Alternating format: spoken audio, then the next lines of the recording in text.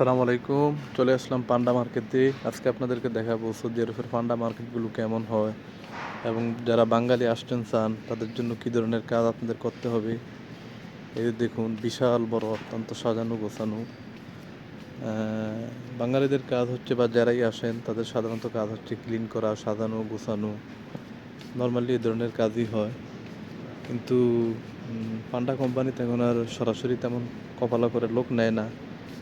বেশিরভাগ লোকই সাপ্লাইয়ের ক্ষেত্রে অবশ্যই আমাদেরকে সতর্কতা অবলম্বন করতে হবে। এর কারণ হলো, বেতন 1500 টাকার ভিতরে, এর উপরে না। 1500 থেকে 1600 টাকা খানা নিজের ভিতরে, আর থাকাটা কোম্পানি দিবে। বেতনটা অনেক সময় ঠিকমতো পাওয়া যায় না, এই হচ্ছে অবস্থা।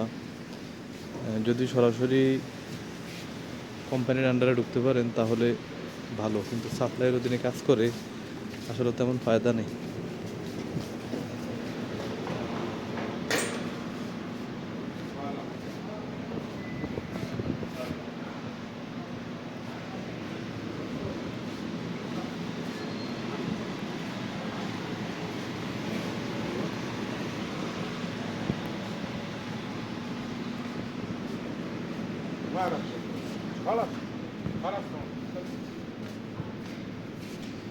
এই হচ্ছে ডিমের সাইড। এখানে মাংস, মাছ ছোটো ছোটো পিস করেও বিক্রি করে, এটা অত্যন্ত ভালো। যার যতটুকু প্রয়োজন সে ততটুকু কিনে নেবে।